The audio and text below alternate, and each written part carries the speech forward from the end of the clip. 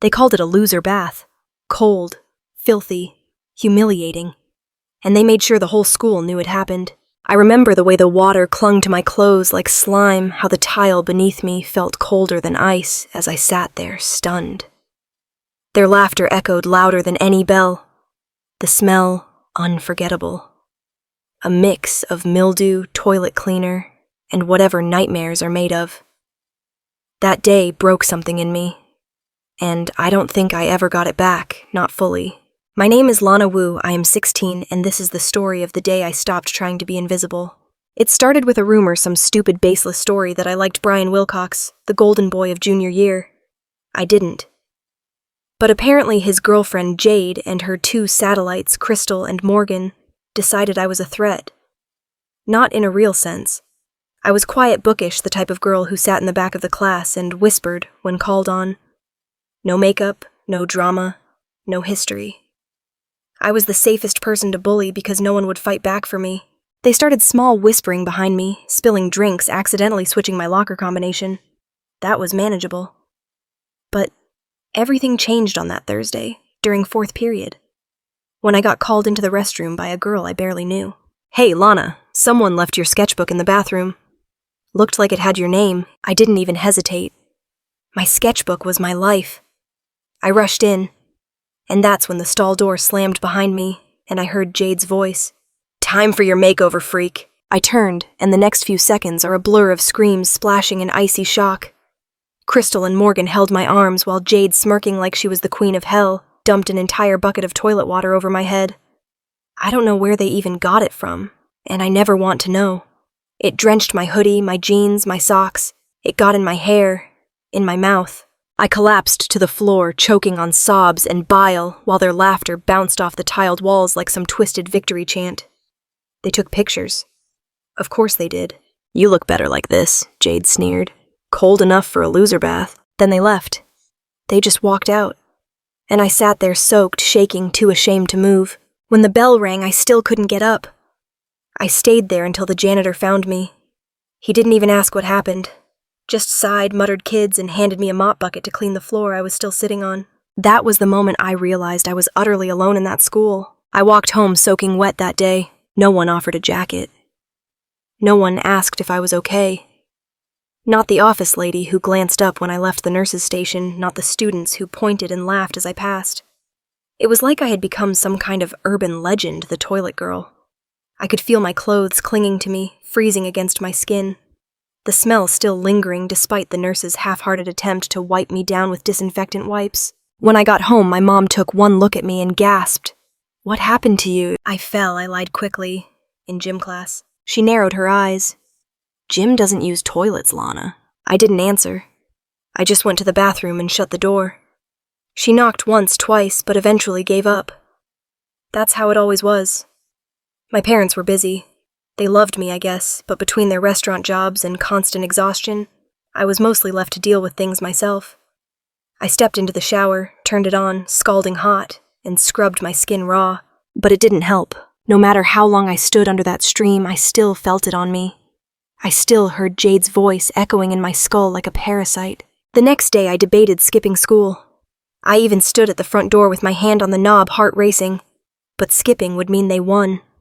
And deep down, I still wanted to believe I could make it through without breaking. I put on a clean hoodie and went back. Big mistake. They didn't even pretend to be subtle anymore. When I walked into homeroom, the class went quiet for a second, then snickers spread like wildfire. Someone fake coughed the word pee. Another said, smells like bleach and loser. And then I saw it. Someone had printed out one of the pictures. Me sitting on the restroom floor, soaked and hunched over, eyes red and stunned. They had tacked it on the class bulletin board with the caption, Free Spa Day, courtesy of the Queen. I ripped it down, but it was too late. The image had already burned itself into everyone's memory. In the cafeteria, no one sat with me. Not even Samantha, my lab partner, who used to talk to me about anime. She avoided my gaze, grabbed her tray, and walked away. I sat alone eating dry crackers because I couldn't stomach anything else. And just when I thought I could at least survive the day quietly, Jade strutted past with Crystal and Morgan and said loud enough for everyone to hear, You might want to wash your seat after she leaves. Unless you like germs. I froze, but the students around me laughed. I wasn't just being bullied anymore. I was being dehumanized.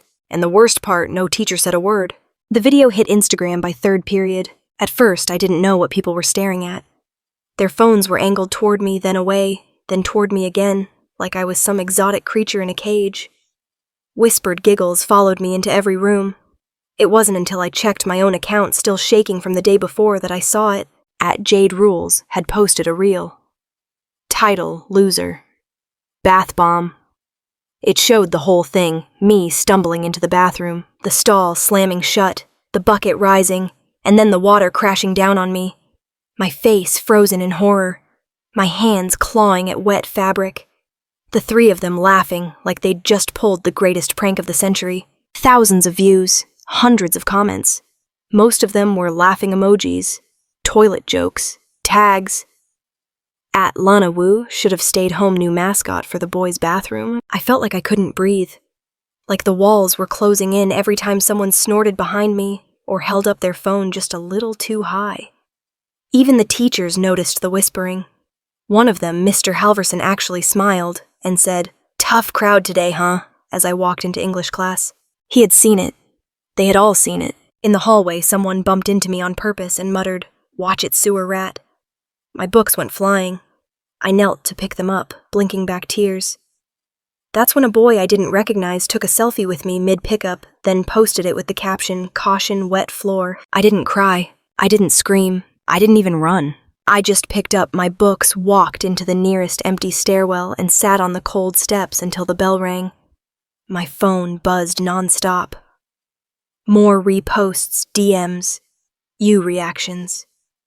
Even some anonymous messages saying I deserved it for being weird, for keeping to myself, for thinking I was better than everyone. I wanted to vanish. I wanted to evaporate like steam from a kettle, but instead something inside me started to burn. Why should I be the one ashamed? Why was it okay for them to humiliate me and walk away laughing? Why did no one stop them, and why did I keep letting it happen? That night, I scrolled through every cruel comment, every repost, and saved them all. Screenshots, captions, DMs. I created a new private folder and named it Proof. Then I deleted my public account, wiped it clean, went offline. But in my mind, I was just getting started. I stopped talking. At home. At school. I became a ghost with a heartbeat drifting through halls and hallways that once felt like prisons, but now felt like war zones. People avoided my eyes. I avoided mirrors. I could feel myself folding inward, becoming smaller each day. I barely slept. When I did, I dreamt of water drowning, gasping, slipping down the drain. Sometimes I woke up with the scent of bleach still in my nose, even though the room was clean. My mom noticed I was quieter, thinner, taller. She tried asking questions, but I gave her silence. I didn't have the words, only weight. The heaviness of shame, of betrayal, of being broken for everyone's entertainment. Then came the panic attack. It hit during algebra 2 days after the video was reposted by a meme page with over 80,000 followers. My vision blurred, my chest tightened. The room spun and tilted. I grabbed the edge of the desk to keep from falling, but still ended up sliding to the floor. Someone screamed, not in fear for attention, for spectacle.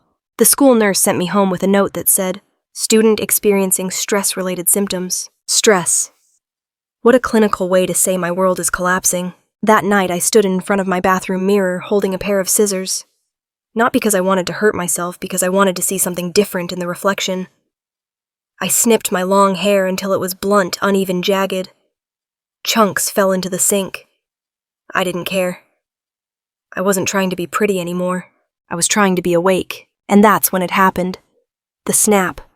Not a scream, not a tantrum. A shift. Something cold and sharp clicking into place. I sat at my desk and opened my laptop. First, I created a private account under a fake name. Then I uploaded all the screenshots, messages, reposts, comments, every digital fingerprint they left behind. I organized them into folders labeled with their names, Jade, Crystal, Morgan. I even found old posts where they bullied other girls too, ones that didn't speak up, ones who just faded away. Next, I started writing. Not a rant. A statement. Clean. Detailed. chronological. Titled, "A Pattern of Abuse, the Real Queens of Our School." I wrote it like a case study. I didn't use vulgarity or anger, just truth lined with timestamps and receipts. I included my story. I included theirs. And I ended it with a promise. You wanted everyone to see me drenched in toilet water. Now let them see who held the bucket. I scheduled the post, saved it, and waited for the perfect moment. Revenge wasn't going to be loud. It was going to be surgical. The auditorium was packed. It was the Friday of the spring showcase, one of the few days students actually wanted to be at school. Performances, awards, music, laughter. I'd signed up anonymously for a spoken word slot 2 weeks ago, back when I still thought I'd vanish. Ms. Cartwright, the drama teacher, had nodded without asking questions. I was slotted between a ukulele cover of Taylor Swift and the cheer team's halftime routine. Perfect. Backstage, my hands trembled. My heart thudded like it wanted out. But in my back pocket was a flash drive. In my locker, a backup USB. And on a scheduled timer, my anonymous blog post was set to go live the moment I stepped onto the stage. 5 minutes. That's all I had. Just enough time to drown the queens in their own cruelty. They introduced me as MT. No one recognized the initials. I stepped onto the stage. The lights blinded me momentarily, but I could hear the crowd murmuring. Then I spoke. I bet you've seen the video. You laughed, or liked, or at least didn't look away. You saw a girl soaked in toilet water, but you didn't see what came before it, or what came after. The auditorium went still. I told them everything. Not with rage, not with profanity. Just facts, layered, calculated, undeniable. I described how Jade, Crystal, and Morgan lured me in, how they poured filth on me, how they filmed it, posted it, made it a trend. I played their voices over the speaker's audio I'd cleaned and clipped. The laughter, the words. Loser bath. Gasps erupted. Whispers turned into stares. Then I named them. Not cruelly, not dramatically, just clearly. These are the girls who taught me what public humiliation feels like. These are the girls the school crowned queens. But today, I'm giving you the real coronation. I turned toward the projection screen behind me and clicked play. Their private chats, old posts, screenshots of them bullying others, flashed on the screen like courtroom evidence. Crystal mocking a girl's weight. Morgan stealing and bragging. Jade admitting to bribing someone for test answers. It was all there.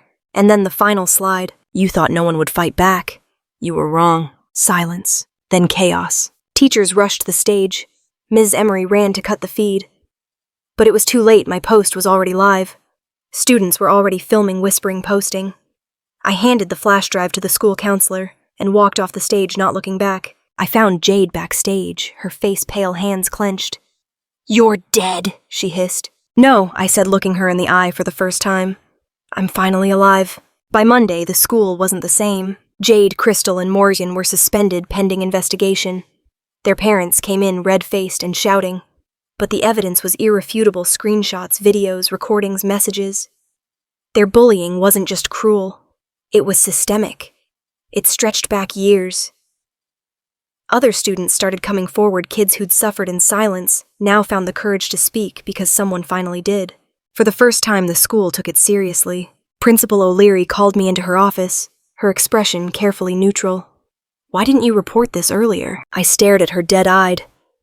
Because no one listens until it's too loud to ignore. She flinched. They brought in counselors, held assemblies, talked about cyberbullying awareness and restoring trust. But it all felt like too little, too late. The damage had already been done.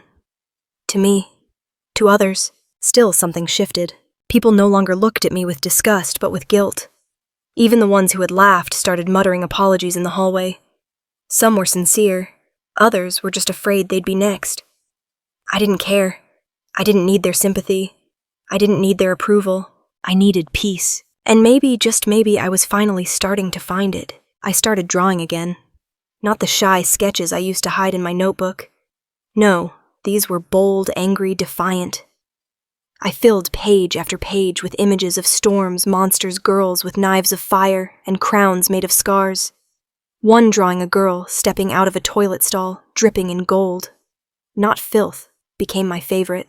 Even my mom noticed the difference. "You seem stronger," she said over dinner one night. I looked up, chopsticks frozen midair.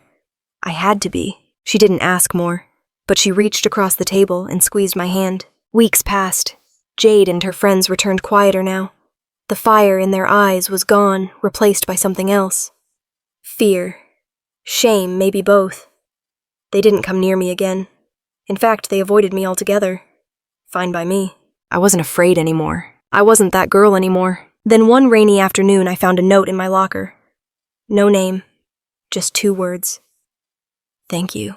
I smiled. I would never forget what they did to me. The smell. The sting. The sound of my own humiliation echoing in that tiled bathroom. But I also wouldn't forget what I did back. I stood up. I fought back. And I didn't just win. I changed the story. If you're reading this and you've ever felt powerless, like your voice doesn't matter, like your pain is invisible, I want you to know this: you are not alone. And you are not weak for hurting. Bullies thrive on silence. On fear. On the idea that no one will believe you, stand by you, or care enough to fight for you. But the truth is, sometimes the most powerful voice is the quiet one that finally says, enough. I didn't fight back with fists or insults. I fought back with truth, with evidence, with a refusal to stay broken. So don't wait for someone to save you. Build your case. Hold your head high. Tell your story not for revenge, but for justice. Because the moment you decide to speak, you're no longer a victim. You become the author, and your story deserves to be heard.